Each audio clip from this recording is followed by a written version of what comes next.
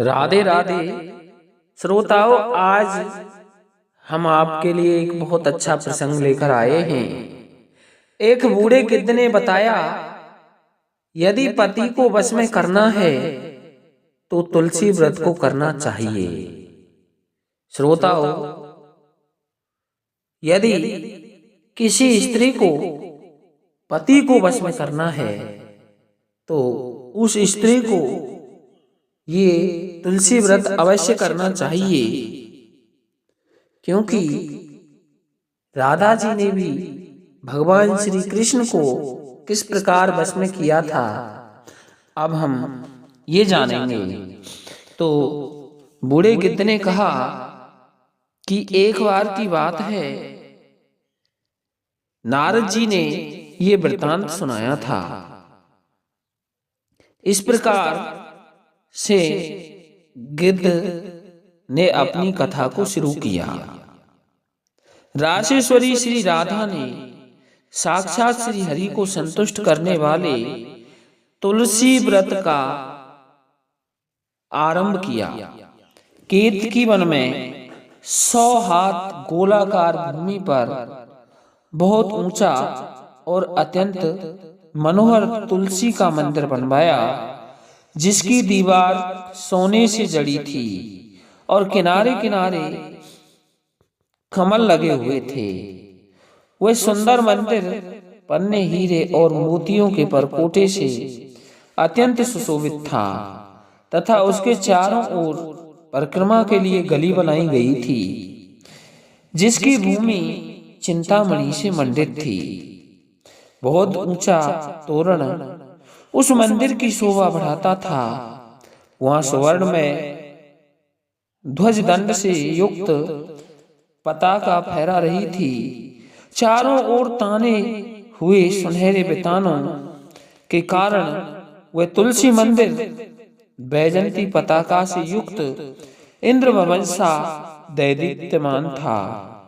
ऐसे तुलसी मंदिर के मध्य भाग में हरे पल्लवों से सुशोभित तुलसी की स्थापना करके श्री राधा ने अभिजित मुहूर्त में उनकी सेवा प्रारंभ की। श्री गर्ग जी को बुलाकर उनकी बताई हुई विधि से श्री राधा ने बड़े भक्ति भाव से श्री कृष्ण को संतुष्ट करने के लिए अश्विन शुक्ला पूर्णिमा से लेकर चैत पूर्णिमा तक तुलसी सेवन व्रत का अनुष्ठान किया। व्रत आरंभ करके उन्होंने प्रतिमास पृथक पृथक रस से तुलसी को सींचा। कार्तिक में दूध से, मार्गशीर्ष में ईख रस से, पौष में द्राक्षा रस से, माघ में 12 मासी आम के रस से, फागुन मास में अनेक वस्तुओं से मिश्रित होकर मिश्री के रस से और चैत मास में पंचामृत से उसका सेचन किया। इस प्रकार व्रत पूरा करके वृषभान नंदिनी श्री राधा ने गर्ग जी की बताई हुई विधि से वैशाख कृष्ण प्रतिपदा के दिन उद्यापन उत्सव किया। उन्होंने 2 लाख ब्राह्मणों को 56 भोगों से तृप्त करके वस्त्र और आभूषण के साथ दक्षिणा दी। विधेयराज मोटे मोटे दिव्य मोतियों का 1 लाख भार और स्वर्ण का 1 कोटि भार श्री गर्गाचार्य जी को दिया। साथ ही राधा जी ने परम श्रद्धा के साथ प्रत्येक ब्राह्मण को 100 भार मोती और स्वर्ण प्रदान किए। उस समय आकाश में देवी देवताओं की दुंदुभियां बजने लगीं, अप्सराओं का नृत्य होने लगा। देवता लोग उस तुलसी मंदिर के ऊपर दिव्य पुष्प की वर्षा करने लगे।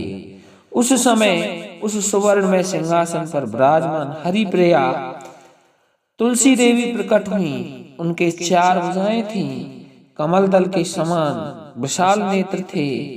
16 वर्ष की सी अवस्था और श्याम कांति थी। मस्तक पर हेम में किरीट प्रकाशित था। और कानों में कंचन में कुंडल झलमिला रहे थे। पीतांबर से आच्छादित केशों से बंधी हुई नागिन जैसी बेड़ी में बैजंती माला धारण किए हुए थी। तो तुलसी बोली, कलावती कुमारी राधे, मैं तुम्हारे भक्ति भाव से वशीभूत हो निरंतर प्रसन्न हूं।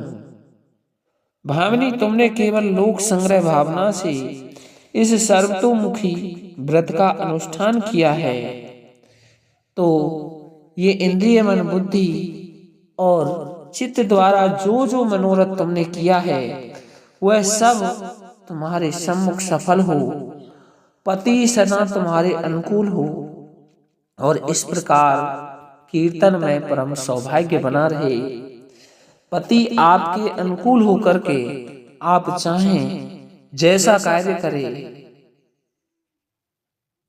राजन यूं कहती हुई वह हरि प्रिया तुलसी प्रणाम करके वृषभान नंदिनी राधा से उसने कहा, देवी, गोविंद के युगल चरणाबिंदों में मेरी अहेतु की भक्ति बनी रहे। तब हरिप्रिया तुलसी तथास्तु कहकर अंतर्ध्यान हो गई और उसी दिन से भगवान श्री कृष्ण राधा को बहुत अधिक चाहने लगे। नारद जी कहते हैं कि